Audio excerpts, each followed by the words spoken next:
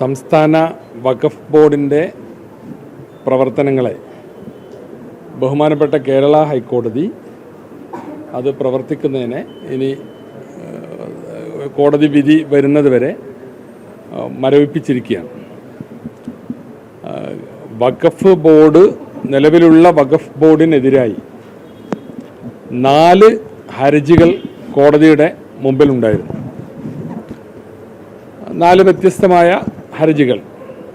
അപ്പോൾ അതിൻ്റെ പൊതുവിലുള്ള കാര്യങ്ങൾ നിലവിലുള്ള വഖഫ് ആക്ട്, ഉമ്മീദ് ആക്ട്, വഖഫ് ആക്ട് പ്രകാരമല്ല കേരളത്തിലെ വഖഫ് ബോർഡ് പുനഃസംഘടിപ്പിച്ചിട്ടുള്ളത് എന്നും അതിനാൽ ഈ വഖഫ് ബോർഡിന് വാലിഡിറ്റി ഇല്ല, ഈ വഖഫ് ബോർഡിനെയും അതിൻ്റെ തീരുമാനങ്ങളെയൊക്കെ ദുർബലപ്പെടുത്തണം എന്ന് പറഞ്ഞുകൊണ്ടാണ് ഈ ഹർജികൾ ഹൈക്കോടതി മുമ്പാകെ വന്നത്.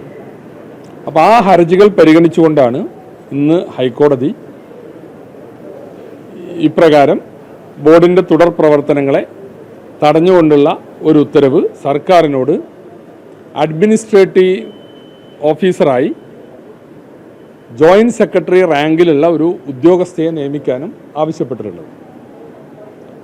ഞങ്ങളെ സംബന്ധിച്ചിടത്തോളം ഗവൺമെൻറ്റിൻ്റെ ഭാഗത്തുനിന്ന് ഈ കേസ് വന്നപ്പോൾ ഗവൺമെൻറ്റിൻ്റെ ഒപ്പീനിയൻ കോടതി മുമ്പാകെ പറഞ്ഞത് നിയമാനുസൃതം ഈ കാര്യങ്ങൾ റെഗുലേറ്റ് ചെയ്യാൻ, നിയമാനുസൃതം ഇത് പുനഃസംവിധാനം ചെയ്യാൻ, അതായത് ഹൈക്കോടതി കണ്ട കാര്യം വഖഫ് ബോർഡിൻ്റെ നോമിനേഷൻ നോംസ് പ്രകാരമല്ല എന്നുള്ളതാണ്. അപ്പോൾ നിയമാനുസൃതം നോംസ് പ്രകാരം ഈ വഖഫ് ബോർഡിലേക്ക് ഓരോരുത്തരെ അംഗങ്ങളെ നോമിനേറ്റ് ചെയ്യുന്നതിന് ചില മാനദണ്ഡങ്ങളുണ്ട്. ഓരോ കോട്ടയിൽ നിന്നാണ് അതിലേക്ക് ആളുകളെ നോമിനേറ്റ് ചെയ്യുന്നത്. അപ്പോൾ അത് പ്രകാരമല്ല എന്നുള്ളതാണ് കഴിഞ്ഞ ഗവൺമെൻറ് പുനഃസംഘടിപ്പിച്ച വഖഫ് ബോർഡിനെ കുറിച്ചുള്ള ആക്ഷേപം. അപ്പം ഞങ്ങൾ അത് കൃത്യമായി പാലിച്ചുകൊണ്ട് കോടതിയുടെ മേൽനോട്ടത്തിലിരിക്കുന്ന കാര്യമല്ലേ, പാലിച്ചുകൊണ്ട് പുനഃസംവിധാനം ചെയ്യാൻ ഞങ്ങൾ ഒരുക്കമാണ് എന്ന് ഗവൺമെൻറ് ഒരുക്കമാണ് എന്ന് അറിയിക്കുകയും ചെയ്തു. അപ്പോൾ ഈ ഒരു സാഹചര്യത്തിൽ ഇങ്ങനെയാണ് പറഞ്ഞിട്ടുള്ളത്.